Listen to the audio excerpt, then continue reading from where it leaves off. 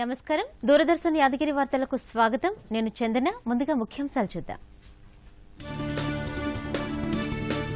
75వ స్వాతంత్ర్య దినోత్సవ నిర్వహణపై ఏర్పాటైన కమిటీతో ప్రధాని భేటీ వేడుకల్లో ప్రజల భాగస్వామ్యమే కీలకమన్న నరేంద్ర మోదీ పార్లమెంట్ ఉభయ సభల సమావేశాలు ప్రారంభం ఫైనాన్స్ బిల్లుతో సహా కీలక బిల్లులపై జరగనున్న చర్చ భైంసా అల్లర్లపై కేంద్ర హోంశాఖ మంత్రి అమిత్ షా ఆరా పరిస్థితి అదుపులోనే ఉందన్న రాష్ట్ర హోంమంత్రి మహమూద్ అలీ చట్ట వ్యతిరేక చర్యలను సహించబోమన్న కేటీఆర్ 50% రిజర్వేషన్ల పరిమితి తీర్పును పునః పరిశీలించాలన్న సుప్రీంకోర్టు అభిప్రాయాలను తెలపాలంటూ అన్ని రాష్ట్రాలకు లేఖలు కరోనా వ్యాప్తి పట్ల ప్రజలు అప్రమత్తంగా ఉండాలి. విధిగా మాస్కును ధరించడం, ఇతరులతో మాట్లాడేటప్పుడు కనీసం 6 అడుగుల భౌతిక దూరం పాటించాలి. తరచూ చేతులను శుభ్రంగా కడుక్కోవడం, వైద్యులు సూచించిన విధంగా ముందస్తు జాగ్రత్త చర్యలు పాటించడం ద్వారా కరోనాను నిరోధించవచ్చు. దేశ స్వాతంత్ర్య సంగ్రామ స్ఫూర్తి ఇప్పటిదాకా సాధించిన విజయాలను ప్రతిబింబించేలా 75వ స్వాతంత్ర్య దినోత్సవ వేడుకలు నిర్వహించనున్నట్లు ప్రధాని నరేంద్ర మోదీ చెప్పారు. 75వ స్వాతంత్ర్య దినోత్సవ నిర్వహణపై ఏర్పాటైన జాతీయ కమిటీ సభ్యులతో వీడియో కాన్ఫరెన్స్ ద్వారా ప్రధాని సమావేశమయ్యారు. ఈ వేడుకల్లో ప్రజల భాగస్వామ్యమే అత్యంత కీలకమన్నారు. యావత్ ప్రపంచానికి మనం సాధించిన విజయాలను ప్రదర్శించే అవకాశం లభించిందన్న ఆయన స్వాతంత్ర్య సమరయోధుల త్యాగాలను భావితరాలకు వివరించాల్సిన అవసరం ఉందన్నారు. భారత్ సాధించిన విజయాలు ప్రపంచానికి చాటి చెప్పేందుకు ఇదో గొప్ప అవకాశమన్నారు.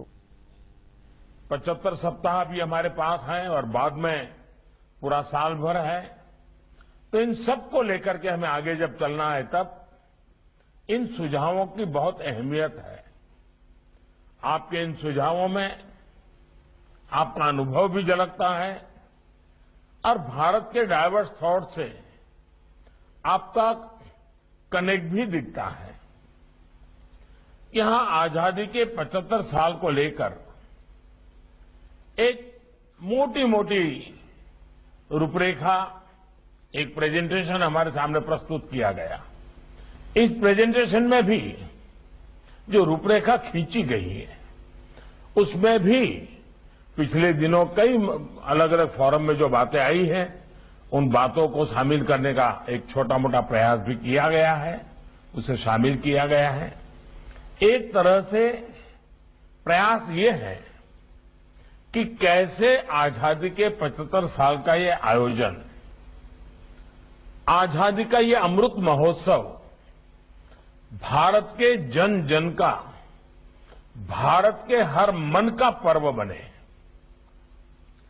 साथियों, आजादी के 75 साल का ये पर्व, आजादी का ये अमृत महोत्सव एक ऐसा पर्व होना चाहिए जिसमें स्वाधीनता संग्राम की भावना, उसका त्याग साक्षात अनुभव हो सके, जिसमें देश के शहीदों को श्रद्धांजलि भी हो और उनके सपनों का भारत बनाने का संकल्प भी हो, जिसमें सनातन भारत के गौरव की भी झलक हो, जिसमें आधुनिक भारत की चमक भी हो, जिसमें मनीषियों के आध्यात्म का प्रकाश भी हो, जिसमें हमारे वैज्ञानिकों की प्रतिभा और सामर्थ्य के दर्शन भी हो. ये आयोजन हमारे इन 75 वर्षों की उपलब्धियों की दुनिया के सामने रखने का और अगले 25 वर्षों के लिए हमें एक रूपरेखा, एक संकल्प भी देखा. क्योंकि 2047 में जब देश आजादी की शताब्दी मनाएगा तब हम कहां होंगे, दुनिया में हमारा स्थान क्या होगा, भारत को हम कहां तक ले जाएंगे. आजादी के बीते हुए 75 साल और आजादी का जंग ये हमें प्रेरणा देगा, एक पीठिका तैयार करेगा और उस पीठिका के आधार पर ये 75 साल का पर्व भारत की आजादी की शताब्दी के लिए उस दिशा में मजबूती से जाने के लिए एक हमारे लिए दिशा दर्शक हो, प्रेरक हो और पुरुषार्थ की भावना जगाने वाला हो। పార్లమెంట్ రెండో విడత బడ్జెట్ సమావేశాలు ఈ రోజు ప్రారంభమయ్యాయి. ఏప్రిల్ 8వ తేదీ వరకు నెల రోజుల పాటు జరగనున్న ఈ సమావేశాల్లో ఫైనాన్స్ బిల్లుతో పాటు finance and regulatory and development authority bill, విద్యుత్ సవరణ bill, crypto currency and regulation of official digital currency bill తదితర కీలక బిల్లులపై ఈ సమావేశాల్లో చర్చ జరగనుంది. రాజ్యసభలో ప్రశ్నోత్తరాలను చైర్మన్ వెంకయ్యనాయుడు ప్రారంభించగా ప్రతిపక్ష పార్టీల ఎంపీలు ఆందోళనకు దిగారు. చమురు, వంట గ్యాస్ ధరలపై విపక్ష ఎంపీలు నిరసన వ్యక్తం చేశారు. పెట్రోల్, వంట గ్యాస్ ధరలు పెరిగిపోయాయని, వీటిపై సుంకాలు, సెస్లను తగ్గించాలని ప్రతిపక్ష నేత మల్లికార్జున్ ఖర్గే డిమాండ్ చేశారు. ధరల పెంపునకు నిరసనగా విపక్ష సభ్యులు వెల్లోకి దూసుకెళ్లి నినాదాలు చేశారు. చైర్మన్ వారించినప్పటికీ వారు వెనక్కి తగ్గకపోవడంతో సభను వాయిదా వేశారు.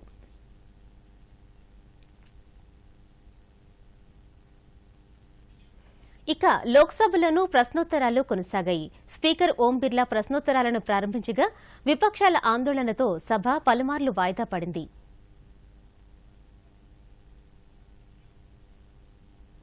పెద్ద ఎత్తి ప్రజాసేవ చేయాలని కలలు కన్నారు ఈ మహిళలు. అందుకు సివిల్ సర్వీసెస్ ఎంచుకున్నారు.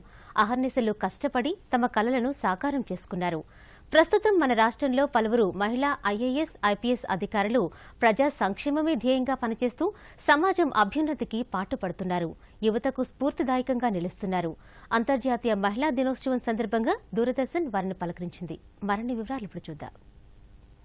రాష్ట్ర పోలీస్ విభాగంలో అదనపు డైరెక్టర్ జనరల్గా పనిచేస్తున్న ఐపీఎస్ అధికారి స్వాతి లక్రా శాంతి భద్రతల పరిరక్షణ, ముఖ్యంగా షీ టీమ్స్ విభాగం ద్వారా మహిళలకు భద్రత కల్పించడంలో వినూత్న చర్యలకు నాంది పలికారు. అంతర్జాతీయ మహిళా దినోత్సవం సందర్భంగా మహిళలకు ఆమె శుభాకాంక్షలు తెలియజేశారు. I wish all the ladies a very happy International Women's Day. మహిళా దినోత్సవం నాడు మాత్రమే కాకుండా అన్ని రోజులు మహిళలకు గౌరవం, గుర్తింపు ఇవ్వాలని స్వాతి లక్రా సూచించారు. This Women's Day is basically a significant day in which we try to recognize the contribution of women in all sections of the society and in all spheres where the woman is working. And I wish that the same kind of respect that is given on this day for the woman is given every day, so that every day is celebrated for the woman and she is given the kind of respect that is due to her. And I wish that all the men, the women are respected equally and given the same kind of status which should be given to any human being. So I wish everyone, all the ladies out there, a very happy International Women's Day. Telangana రాష్ట్రం ఏర్పడిన తర్వాత మహిళలపై లైంగిక దాడులు, బాలికల అపహరణ వంటి ఘటనలను చాలా వరకు తగ్గించామని ఐపీఎస్ అధికారి, మహిళల భద్రతా విభాగం డీఐజీ సుమతి అన్నారు. కరోనా సమయంలో కూడా అప్రమత్తంగా ఉంటూ మహిళలకు అన్ని రకాలుగా అండగా ఉన్నట్లు సుమతి పేర్కొన్నారు. మహిళా భద్రతా విభాగం తెలంగాణ పోలీస్ డీఐజీగా అందరికీ మా తరఫున అభినందనలు. ప్రతి మహిళ యొక్క భద్రతని మా బాధ్యత అన్న ఒక ఆలోచనతో, అదే విజన్తో వెళ్తున్న women safety wing Telangana state తరఫున ప్రతి మహిళకు అంతర్జాతీయ మహిళా దినోత్సవ శుభాకాంక్షలు.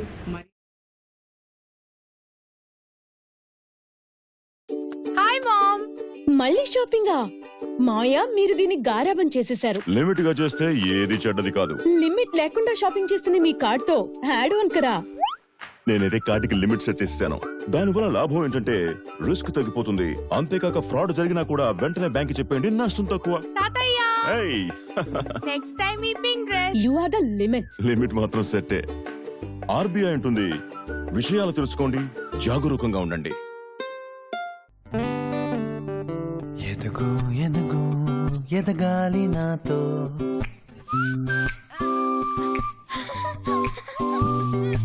ఎదుగు ఎదుగు ఎదగాలి నాతో, ఎదుగు ఎదుగు ఎదుగు ఇలా పిల్లలతో పాటు పెరుగుతాయి ఎల్ఐసి వారి చిల్డ్రన్స్ ప్లాన్స్. ఇవి పిల్లల ఎదుగుదలలో ప్రతి దశకి ఆకర్షణీయమైన మొత్తాలందిస్తాయి. ఎదుగు ఎదుగు ఎదగాలి నాతో. నిర్మల్ జిల్లా భైంసా పట్టణంలో పరిస్థితి అదుపులోనే ఉందని రాష్ట్ర హోంశాఖ మంత్రి మహమూద్ అలీ తెలిపారు. భైంసాలో జరిగిన ఘర్షణల్లో గాయపడిన వారికి మెరుగైన చికిత్స అందించేలా చూస్తామని చెప్పారు. అల్లరి మూకల ఆట కట్టించేందుకు అవసరమైనంత భద్రతా దళాలను మోహరించినట్లు చెప్పారు. పరిస్థితిని ఎప్పటికప్పుడు సమీక్షిస్తున్నామని డీజీపీ మహేందర్ రెడ్డి, జిల్లా కలెక్టర్, ఎస్పీలతో పరిస్థితిపై సమీక్షించినట్లు హోంమంత్రి వెల్లడించారు. శాంతి భద్రత విషయంలో ప్రభుత్వం కఠినంగా వ్యవహరిస్తుందని అన్నారు. భైంసా అల్లర్లపై మంత్రి కేటీఆర్ స్పందిస్తూ చట్ట వ్యతిరేక చర్యలను తమ ప్రభుత్వం ఎట్టి పరిస్థితుల్లోనూ సహించదన్నారు. సమాజ పురోగతిలో శాంతి, సామరస్యం కీలకమని చెప్పారు. భైంసాలో హింసకు పాల్పడిన వారిపై కఠిన చర్యలు తీసుకోవాలని కోరారు. ఈ మేరకు హోంమంత్రి మహమూద్ అలీ డీజీపీ మహేందర్ రెడ్డికి విజ్ఞప్తి చేశారు. పుకార్లను నమ్మొద్దని, ద్వేషపూరిత ప్రసంగాలు చేసేవారి ఉచ్చుల్లో పడొద్దని భైంసా ప్రజలను కేటీఆర్ కోరారు. శాంతి భద్రతల నిర్వహణ విషయంలో ప్రభుత్వం సమర్థవంతంగా పనిచేస్తుందని కేటీఆర్ ట్వీట్ చేశారు. భైంసా అల్లర్లపై కేంద్ర హోంశాఖ మంత్రి అమిత్ షా కూడా ఆరా తీశారు. కేంద్ర హోంశాఖ సహాయ మంత్రి కిషన్ రెడ్డికి ఫోన్ చేసి వివరాలు అడిగి తెలుసుకున్నారు. ఎప్పటికప్పుడు పరిస్థితిని సమీక్షిస్తున్నట్లు అమిత్ షాకు మంత్రి తెలిపారు. భైంసాలో అల్లర్లకు కారణమైన వారిపై కఠిన చర్యలు తీసుకోవాలని బీజేపీ రాష్ట్ర అధ్యక్షుడు బండి సంజయ్ డిమాండ్ చేశారు. భద్రాద్రి కొత్తగూడెం జిల్లాలో పర్యటన సందర్భంగా మీడియాతో మాట్లాడుతూ భైంసాలో పరిస్థితులు దిగజారుతున్నాయని, అల్లర్లకు కారణమైన వారిపై చర్యలు తీసుకోకపోతే బీజేపీ చూస్తూ ఊరుకోదని హెచ్చరించారు. భద్రాద్రి జిల్లా పర్యటనలో భాగంగా సీతారాములను దర్శించుకున్న బండి సంజయ్ భద్రాద్రి ఆలయ అభివృద్దిలో ముఖ్యమంత్రి కేసీఆర్ నిర్లక్ష్యంగా వ్యవహరిస్తున్నారని ఆరోపించారు. గతంలో భైంసాలో అనేక సంఘటనలు జరిగినాయి. వాళ్ళ దుర్మార్గ సంఘటనలు జరిగినాయి. ఒక వర్గాన్ని రాష్ట్ర ముఖ్యమంత్రి పెంచిపోస్తున్నాడు. ఎంఏ పార్టీ గుండాలని ఎలా ఈ ముఖ్యమంత్రి పెంచిపోస్తుంది అంటే గతంలో దాదాపు 12 ఇళ్లను దగ్ధం చేశారన్న. పేదోళ్ళ ఇళ్లను 12 ఇళ్లను పూర్తిగా దగ్ధం చేస్తే చాలా మంది కార్యకర్తలు దాడులు జరిగితే ఇవాళ ముఖ్యమంత్రి స్పందించలే, కనీసం ఆ ప్రాంతాన్ని సందర్శించలే, ఆ పేదల లోపల భరోసా నింపే ప్రయత్నం చేయలే. ఏ మంత్రి రాలే, ఏ నాయకుడు, టీఆర్ఎస్ పార్టీ నాయకుడు రాలే, కాంగ్రెస్ పార్టీ నాయకుడు రాడు, కమ్యూనిస్టు పార్టీ నాయకుడు రారు. పేదోళ్ళు ఇంటూ 15 పూర్తిగా దగ్గర చేస్తే ఉద్యోగులు ప్రభుత్వంలో భాగస్వాములేనని, వారి సహకారంతోనే రాష్ట్ర ప్రభుత్వం ప్రవేశపెట్టిన సంక్షేమ పథకాలు సమర్థవంతంగా అమలవుతున్నాయని రాష్ట్ర విద్యుత్ శాఖ మంత్రి జగదీష్ రెడ్డి అన్నారు. నల్లగొండ, వరంగల్, ఖమ్మం పట్టభద్రుల శాసనమండలి ఎన్నికల ప్రచారంలో భాగంగా నకరేకల్ నియోజకవర్గ పరిధిలో నిర్వహించిన ఎన్నికల ప్రచారంలో మంత్రి పాల్గొని ప్రసంగించారు. రాష్ట్రాభివృద్దిలో ఉద్యోగుల శ్రమ ఎంతో ఉందని కొనియాడారు. ఎవరు ఎన్ని కుయుక్తులు పన్నినా శాసనమండలి ఎన్నికల్లో టీఆర్ఎస్ పార్టీ అభ్యర్థులే విజయం సాధిస్తారని ధీమా వ్యక్తం చేశారు. రైతు బీమా అయినా, మేము చెప్పిన కళ్యాణ లక్ష్మి, షాదీ ముబారక్ అయినా, కేసీఆర్ కిట్ అయినా మీ అనుభవంలో ఉన్నాయి. నేను చెప్పిన గ్యాస్ ధరలు, పెట్రోల్ ధరలు, డీజిల్ ధరలు కూడా మీ అనుభవంలోనే ఉన్నాయి. వీళ్ళు ఎవరు అబద్ధం చెప్పడానికి లేదు. వాస్తవాలు ఇంత స్పష్టంగా కనబడుతున్నప్పుడు టీఆర్ఎస్ పార్టీకి మించిన పార్టీ ఇంకేముంటుంది పేద ప్రజలకు? ఈ రాష్ట్ర ప్రయోజనాన్ని కాపాడడంలో, ఈ రాష్ట్ర సమగ్ర అభివృద్ధిని ఒక పథకం ప్రకారం ముందు తీసుకుపోవడంలో కేసీఆర్ మించిన నాయకత్వం మనకు లేదు. అందుకే దయచేసి అందరూ కూడా, ఉద్యోగ మిత్రులు కూడా, మీకు ఉండే కోపాన్ని అలకగానే ఉంచుడు కానీ శాపం పెట్టే పరిస్థితి మాత్రం తేకుంది. ప్రభుత్వానికి ఉద్యోగులకు మధ్యనేదో వైవిధ్యం ఉందని రకరకాల తప్పుడు ప్రచారాలు చేసి సమాజంలో అనవసరమైన అక్కర్లేని చిచ్చులు పెట్టే ప్రయత్నం చేస్తూ ఉన్నారు కొంతమంది. ఎట్టి పరిస్థితుల్లో దానికి లొంగవద్దని, ఈ దేశంలోనే ఒక మంచి పరిపాలన అందించిన కేసీఆర్ గారి నాయకత్వంలో ఉన్న టీఆర్ఎస్ పార్టీ అభ్యర్థి పల్లా రాజేశ్వర రెడ్డి గారి ఎమ్మెల్సీ ఎన్నికల్లో అధికార టీఆర్ఎస్ దిగజారి ప్రవర్తిస్తోందని టీపీసీసీ అధ్యక్షుడు ఉత్తమ్ కుమార్ రెడ్డి ఆరోపించారు. ఓటర్లను బెదిరించి ఓటు వేయాలని ప్రమాణం చేస్తున్నారని ఆగ్రహం వ్యక్తం చేశారు. దీనిపై వీడియోలతో సహా ఎన్నికల సంఘానికి ఫిర్యాదు చేశామని ఈసీ తక్షణమే స్పందించాలని డిమాండ్ చేశారు. గాంధీభవన్లో నిర్వహించిన మీడియా సమావేశంలో ఉత్తమ్ మాట్లాడుతూ టీఆర్ఎస్ మంత్రులు ఉపాధ్యాయ సంఘాలను పిలిచి బెదిరిస్తున్నారని ఆరోపించారు. వివిధ రంగాల్లో ఉన్న గ్రాడ్యుయేట్లంతా ఆలోచించాలని, ఇది ఆత్మగౌరవానికి సంబంధించిన అంశమన్నారు. 7 ఏళ్ల టీఆర్ఎస్ పాలనలో ఒక్క డీఎస్సీ నోటిఫికేషన్ కూడా ఎందుకు రాలేదో సీఎం కేసీఆర్ సమాధానం చెప్పాలని ఉత్తమ్ డిమాండ్ చేశారు. న్యాయవాది వామనరావు దంపతుల హత్యను సీఎం కనీసం ఖండించలేదని ఆక్షేపించారు. జర్నలిస్టులకు ఇళ్లిస్తామనటం మరోసారి వారిని మభ్యపెట్టడమేనని చెప్పారు. వివిధ రంగాల్లో ఉన్న పట్టభద్రులకు కేసీఆర్ క్షమాపణ చెప్పి ఓట్లు అడగాలని ఉత్తమ్ హితవు పలికారు.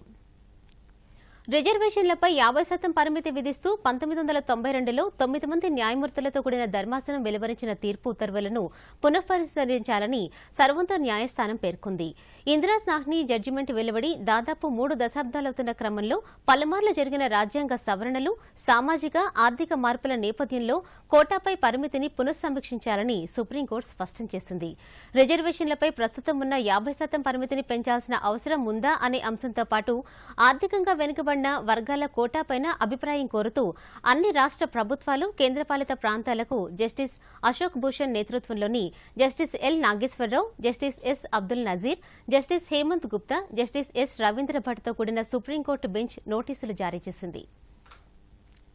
రాజ్యసభలో ప్రతిపక్ష నాయకుడిగా కాంగ్రెస్ పార్టీ సీనియర్ నేత మల్లికార్జున్ ఖర్గే బాధ్యతలు స్వీకరించారు. ఈ నేపథ్యంలో సభ తన తరపున అభినందనలు తెలియజేస్తున్నట్లు రాజ్యసభ చైర్మన్ వెంకయ్య నాయుడు తెలిపారు. పరిపాలనా అనుభవం ఉన్న దేశంలోని దీర్ఘకాల నాయకులలో ఖర్గే ఒకరు అని వెంకయ్య నాయుడు కొనియాడారు. కాంగ్రెస్ పార్టీ నాయకులు గులాం నబీ ఆజాద్ రాజ్యసభ ప్రతిపక్ష నాయకుడిగా ఇటీవల కాలం వరకు కొనసాగిన విషయం తెలిసిందే. ఆజాద్ పదవీకాలం ఈ ఏడాది ఫిబ్రవరి 15తో ముగిసింది. ఈ నేపథ్యంలో ఆజాద్ స్థానంలో ఖర్గే పేరును కాంగ్రెస్ ప్రతిపాదించిన నేపథ్యంలో ఖర్గే బాధ్యతలు స్వీకరించారు. రైతు వేదికలు దేశానికే ఆదర్శమని దేవాదాయ శాఖ మంత్రి అల్లోల ఇంద్రకరణ్ రెడ్డి అన్నారు. ఆదిలాబాద్ జిల్లాలోని సారంగాపూర్ మండలం బీరవల్లి గ్రామంలో 22 లక్షల రూపాయలతో నూతనంగా నిర్మించిన రైతు వేదిక భవనాన్ని ప్రారంభించారు. ఈ సందర్భంగా ఏర్పాటు చేసిన సమావేశంలో మంత్రి మాట్లాడుతూ అన్నదాతలు రైతు వేదికలను సద్వినియోగం చేసుకోవాలని సూచించారు. రైతులకు పంటల విషయంలో ఏ సమస్య వచ్చినా ఈ వేదికలో వ్యవసాయాధికారులు అందుబాటులో ఉంటారని, సమస్యలు పరిష్కరించుకోవచ్చని అన్నారు. కొంతమంది దుండగులు మహిళపై యాసిడ్ దాడి చేసిన సంఘటనపై రాష్ట్ర గిరిజన, స్త్రీ శిశు సంక్షేమ శాఖ మంత్రి సత్యవతి రాథోడ్ తీవ్రంగా ఖండించారు. బాధితురాలికి మెరుగైన వైద్య సేవలు వెంటనే అందేలా చూడాలని అధికారులను ఆదేశించారు. విచారణ వేగంగా జరిపి దోషులపై కేసులు నమోదు చేసి కఠినంగా శిక్షించే విధంగా చర్యలు తీసుకుంటామని మంత్రి హామీ ఇచ్చారు. బాధితురాలు టేక్మాల్ మండలం అంతాయిపల్లి తండావాసిగా గుర్తించడంతో వారి కుటుంబ సభ్యులను కలిసి ధైర్యం చెప్పాలని మంత్రి అధికారులకు సూచించారు. వార్తలు ముగించే ముందు ముఖ్యాంశాలు మరొక్కసారి చూద్దాం. దూరదర్శన్ యాదగిరి వార్తలను ఇప్పుడు సోషల్ మీడియాలో కూడా చూడవచ్చు. యూట్యూబ్ అయితే డీడీ న్యూస్ తెలంగాణ, ట్విట్టర్ అయితే DD news Telangana @DD Yadagiri news మరియు ఫేస్బుక్ అయితే డీడీ న్యూస్ తెలంగాణలో చూసి సబ్స్క్రైబ్ చేసి లైక్ చేయండి, షేర్ చేయండి.